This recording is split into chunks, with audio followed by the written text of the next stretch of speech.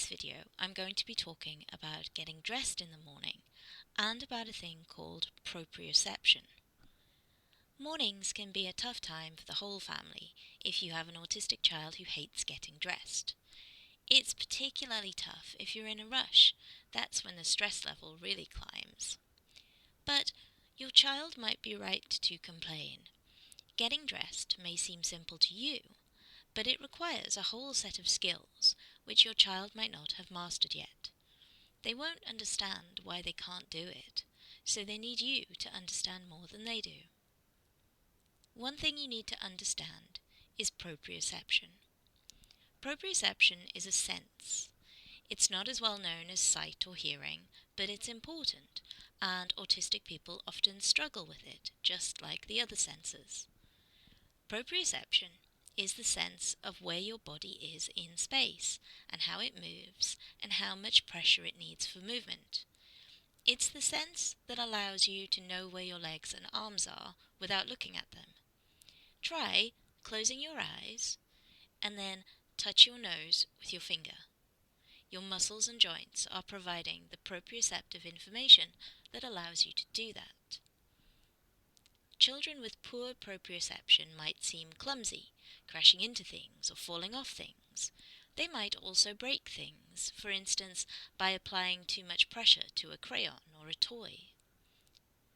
For autistic children who struggle with proprioception, there's a feeling of uncertainty about how to move and control their bodies, and this can be a huge barrier to getting dressed. They might fall over when they try to put clothes on, or be very wobbly, or just be frightened of the whole process. But there are lots of things that you can do to help them develop the skills they need. Start by encouraging your child to sit down to get dressed. Standing up just adds to the proprioceptive challenge, so sitting down can be a good starting point.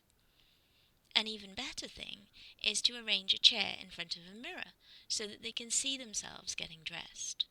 That means they're not entirely reliant on proprioception to feel where their limbs are.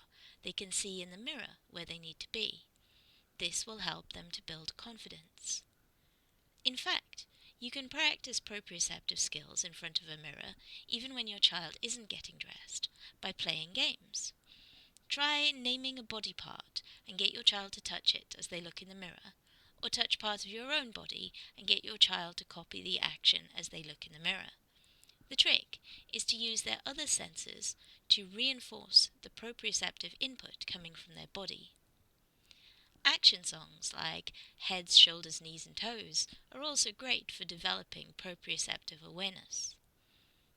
Bear in mind that getting dressed for a child who has proprioceptive difficulties involves a lot of concentration, so it's a good idea to minimize distractions around them to give them a chance to focus.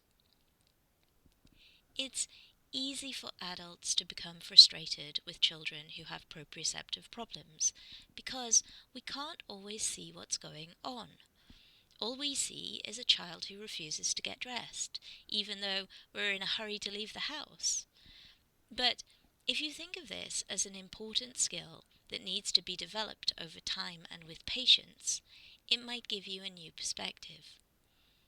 It also helps to realize that proprioception is crucial to lots of other skills, from writing to riding a bike. So, by working with your child to develop the skills to get dressed, you're also laying the foundations for all kinds of future development.